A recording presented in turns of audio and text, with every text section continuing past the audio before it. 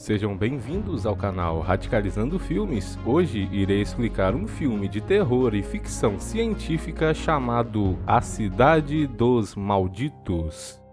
Às 10 da manhã, todas as criaturas vivas de uma vila tranquila desmaiam. Como isso é possível? E como a população local lida com vários eventos estranhos depois disso? Nessa pequena cidade costeira chamada de Midwich, as pessoas estão se preparando para o festival anual. O evento atrai a atenção de toda a cidade, incluindo Jill, a diretora de uma escola primária. Quando o relógio aponta para as 10 da manhã, todas as pessoas e animais da cidade de repente caem desmaiados. Frank, o marido de Jill, está voltando para Midwich. Ele também desmaiou, o que fez com que perdesse o controle do carro e consequentemente colidisse, causando a explosão do mesmo. As autoridades chegam para saber o que está acontecendo na cidade. Felizmente, Alan, que é um médico local, estava fora da cidade durante a manhã. Preocupado com sua esposa Bárbara, que mora na cidade, Alan conhece Susan, uma cientista do governo que veio investigar o estranho incidente. Estranhamente, conforme o relógio bate às 4 da tarde, todos acordam. Os militares também aparecem na cidade para ajudar a descobrir o que aconteceu. Pouco depois, tudo parece ter voltado ao normal, até algumas semanas depois. Todas as mulheres da cidade descobrem que estão grávidas, mesmo aquelas que não eram sexualmente ativas. Isso causa preocupações e conflitos entre as pessoas. Mais tarde, o governo decide apoiar as gestações inesperadas. Susan informa aos habitantes da cidade que aqueles que decidirem ter o filho, a mãe estará totalmente coberta durante a gravidez, incluindo $3.000 por mês e exames gratuitos para a gravidez. Considerando os valores que receberão para ter os filhos, todas as mulheres concordam em ser mães. Conforme o tempo passa, todas as mulheres grávidas aproveitam a gravidez, desde a dieta até as aulas pré-parto. Na hora do parto, o centro médico da cidade fica muito movimentado. Um por um, 5 meninas e meninos nascem saudáveis, mas uma das garotas, filha de Melanie, nasceu sem vida. Susan secretamente leva o bebê morto para seu laboratório logo após o incidente. À medida que envelhecem, as crianças demonstram inteligência fora do comum, e todos eles têm o mesmo cabelo loiro. David, que é filho de Jill, já consegue até soletrar seu nome. Certa manhã, Bárbara está cozinhando sopa para sua filha Mara. A menina fica brava porque a sopa está quente demais. Um momento depois, Mara parece controlar sua mãe utilizando seus olhos verdes, fazendo com que Bárbara mergulhe a própria mão na sopa fervente. No hospital, quando Alan pergunta a ela sobre o que aconteceu, a mulher não sabe como descrever o ocorrido. Ela fica muito deprimida após o incidente. No dia seguinte, Bárbara se atira do penhasco. Não apenas Bárbara, mas há cada vez mais incidentes ou mortes misteriosas acontecendo na cidade. Os pais estão em um dilema entre o amor incondicional por seus filhos e o fato de que essas crianças podem não ser 100% normais. Aos 7 anos, os meninos e as meninas formam pares, exceto David, cuja parceira faleceu ao nascer. Todos eles aparentemente demonstram habilidades psíquicas. Quando as crianças chegam para um exame de vista, a médica acidentalmente irrita um olho de uma menina. Mara imediatamente aparece e controla a mente da médica, fazendo com que a mulher segue a si mesma. Como diretora,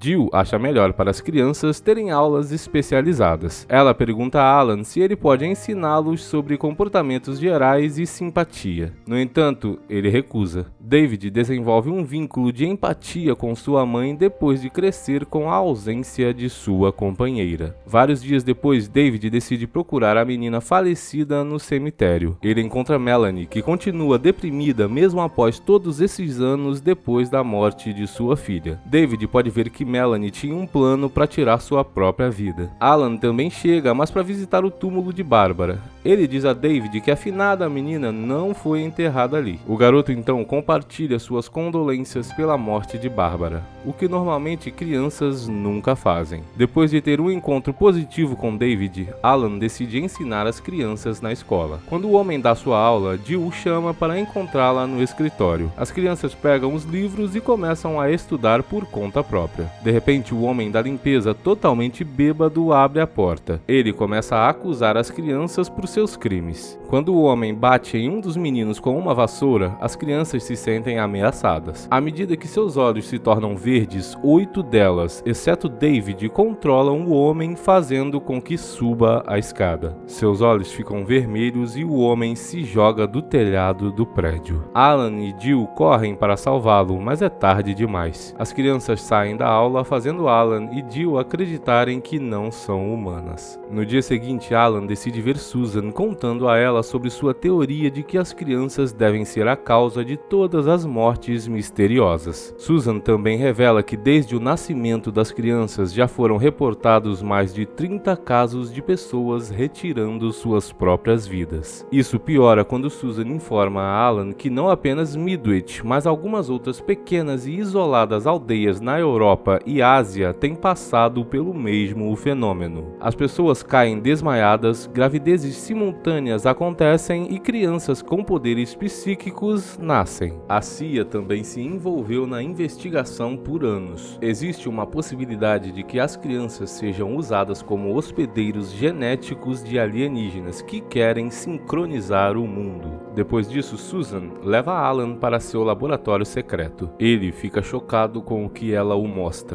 O bebê que nasceu sem vida e cujo rosto parece com um alienígena. Susan então lembra a Alan sobre as habilidades psíquicas das crianças. Ela quer que ele não deixe as crianças perceberem o que ele tem em mente. Alan fica bravo com Susan por esconder a verdade por tanto tempo. Susan argumenta que ela teve que esconder seus pensamentos das crianças e se concentrar em sua teoria até que pudesse ser provada. Ela então implora a Alan para ajudá-la a dar continuidade ao projeto de reduzir o perigo das crianças. No entanto, Alan abandona Susan e vai embora. Em casa, Mara avisa Alan para não destruir o grupo, pois isso só pioraria a situação. Ninguém pode detê-los ou feri-los agora. Mara também informa Alan que as crianças vão se mudar para o celeiro local e passarão a morar lá. Ao lembrar o que Susan disse antes, Alan tenta não deixar Mara ler sua mente. Ele então retorna tristemente para seu quarto. Mais tarde, as crianças chegam ao celeiro uma após a outra durante a noite. David não é uma exceção. Jill o aconselha a não se juntar ao grupo, pois David é diferente dos outros. No entanto, o menino diz não ter escolha nessa situação e sai do carro. No dia seguinte, um homem dirige até o celeiro para procurar sua filha, que é uma das crianças. Porém, quando ele insiste em levar a garota para casa, as crianças começam a controlá-lo e ele é forçado a voltar para o carro. O homem então joga seu carro contra um tanque de combustível, causando uma grande explosão.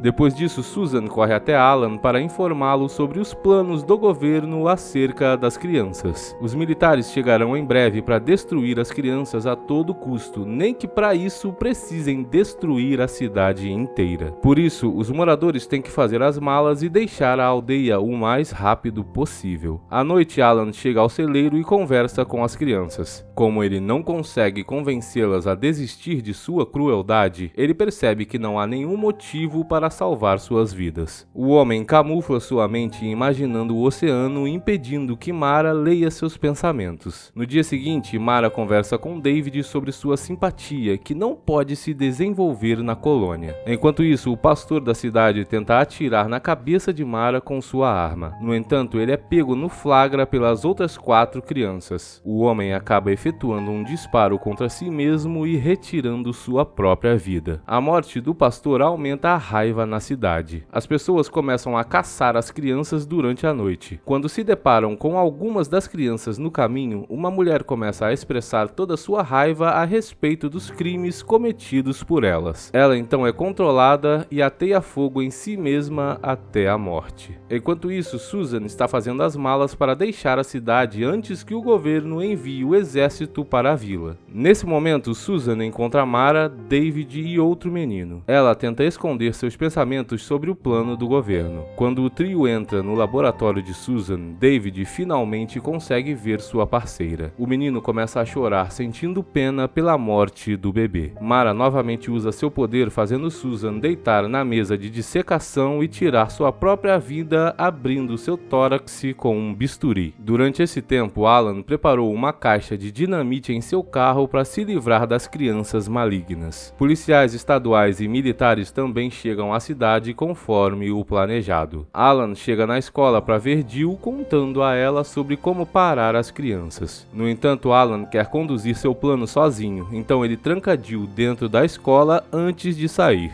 Jill implora a Alan que não machuque David, pois ele é diferente dos outros. Mais tarde, um dos carros de polícia chega ao celeiro. Mara e as outras crianças começam a controlar os policiais, fazendo-os atirar em outros carros que estão a caminho. Os policiais começam a massacrar uns aos outros, transformando a cidade em um verdadeiro caos. David, porém, fica dentro do celeiro com medo do que seus amigos estão fazendo. Enquanto isso, Jill arromba a porta e se dirige até o celeiro para salvar a vida de David. Alan chega ao celeiro para sua aula como de costume. Para poder se livrar das crianças malignas, Alan bolou um plano no qual uma pasta contendo dinamite será instalada na sala de aula. Como Jill implorou a Alan para salvar a vida de David, ele tenta fazer isso pedindo ao garoto para ir até seu carro recolher alguns livros. No entanto, Mara pode perceber suas estranhas intenções. O grupo começa a investigar Alan, penetrando em sua mente. Naquele momento, Jill chega, mas as crianças querem tirar a vida dela. David fica muito zangado e corre para empurrar Mara. O garoto considera Jill como sua mãe